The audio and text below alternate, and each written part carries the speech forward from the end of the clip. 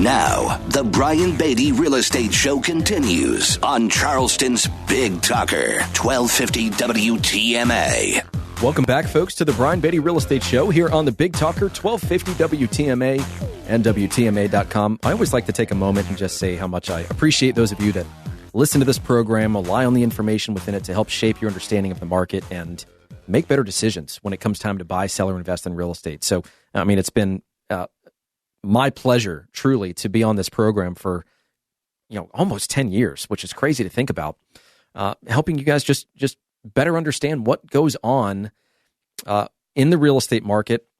And I think one thing that I'm really committed to doing and have done over the past several years is peel back the curtain on the industry, help you understand how agents operate so that you're prepared, so that you can ask the right questions, so that you don't find yourself in a situation where you feel you've made a hiring mistake. Anybody that owns a business or works for a business in charge of hiring knows the cost associated with a bad hire. So I want to talk right now about things that you should never say to a buyer. And there are, a multitude of situations in which something like this might occur. Let's say you have your home for sale and it's listed by a real estate agent and someone's come to see your house. They show up a little early. They catch you as you're walking out the front door. Maybe they blocked you in the driveway as you're trying to get out of the garage. And then it turns into this little miniature discussion. The first thing that I want you to understand is that what you say can and will be held against you. Some agents are smart. They know what they're doing. They are trying to get anything they can out of you to increase the likelihood of them getting a lower offer accepted. They're trying to use your situation against you. So, I mean, you know the drill. The doorbell rings, you take a deep breath, you plump the cushions, throw one last, kind of glance at the house, you spray your Febreze or whatever, and then, the buyer is at the door as you're walking out. So you say, "Hi, please come in." So far, so good. But from that point forward, every word that passes your mouth has the potential to kill your sale or severely affect it.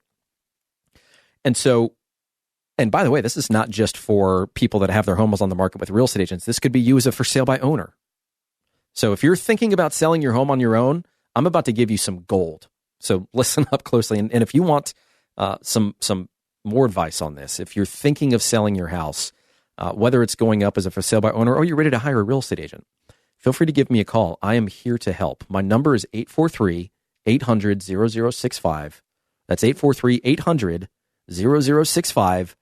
Or check us out online, listingsincharleston.com. So the first thing is you say something along the lines of, "Well, we really don't want to move, but," and then insert whatever it is, the reason why you're actually moving. My husband or my wife died, or we've outgrown the house, or we're getting divorced. I mean, they're all real, genuine reasons for a home sale, but they're pretty much guaranteed to allow that buyer to take advantage of the situation. The overwhelming majority of house hunters have a phobia of moving into a property where someone died, as an example. So, and divorces are associated with arguments and misery, and buyers need to connect emotionally with houses that they buy. So, or maybe it's that you've outgrown the house.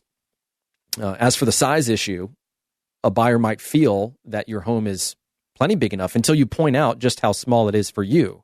So your kind of throwaway comment may inadvertently push them toward a bigger, more expensive home, assuming that they can afford it. But you've just given them basically the keys to the castle. You've told them your motivation for selling, and that's that is one of the few cardinal sins associated with selling something, is to tell somebody why you're selling. If you get asked that question, just tell them, it's time to move on to the next chapter of our lives, or it's just time for something different, and leave it at that. You don't owe them an answer. It's none of their business. Second thing, you'll love this neighborhood. It's so quiet or sociable or child-friendly. I mean, you're in dangerous territory with this one, talking about the neighborhood, because unless you know that buyer really well, and obviously the chances are you don't, you may be selling the exact opposite of what that buyer is looking for. Don't second guess your buyer's preferences based on their appearance either. Even if the buyer has children, they may hate the idea of ball games in the street or kids knocking on their door every Halloween, or, kind of like what we did when we grew up, which is you just go over to someone's house and knock on the door to see if they can come play. Maybe they want privacy. They just want the convenience of that location. The bottom line, though, is that you just don't know. So don't shoot yourself in the foot there. What's another one? You are fill in the blank showing. You're our first showing, or you're our 10th showing, or you're our 100th showing. Whatever number you insert, discussing how many showings you've had leaves your situation kind of open to all sorts of interpretations. Too few, buyer might think, oh, well, no one's coming through the door. Maybe the price is too high. Too many, and the buyer might think, well, no one wants this house. I wonder what's wrong with it. Other people's opinions weigh heavily on a home buyer's purchasing decision. It's best to just kind of keep quiet about the showings, offers, any other feedback that potential buyers might have. Again, it's just really none of their business. So don't volunteer that kind of information. It should just be something you don't talk about. And if you're a for sale by owner and an agent calls you, because let's be honest, as a for sale by owner, you're going to get more calls from agents than you will from buyers. If you haven't sold your home as a for sale by owner, be prepared for that. The majority of people that you're going to field calls from are people that want to list your house. Or they're going to say that, hey, I've got a buyer. When can I come by and take a look at it? And it's just a foot in the door technique to get you to open up about the property. And they're going to start asking you these kinds of questions, looking for motivation, looking for reasons to insert themselves and the value that they provide to be that problem solver for the problems you didn't know you had, if that makes sense.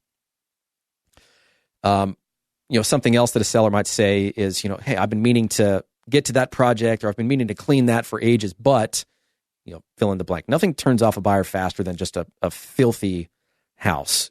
Dirt, bad smells are big deal killers. We've had homes over the years, of course, that we've listed for sale and ultimately sold where, it smelled like smoke, or they had a lot of pets.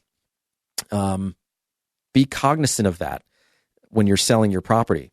Don't identify areas or don't volunteer areas that need improvement. They might have dogs. They might not care at all about the dog smell in the house. They might say, you know what, this is great. It's got carpet. The carpet's in kind of rough condition. We just got a puppy. We're going to let that carpet sit there for another year or two until we can upgrade it.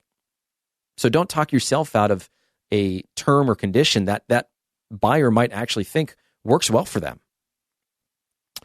Another thing, you should try the local fill in the blank. It's really great. Local church, local school, local Starbucks.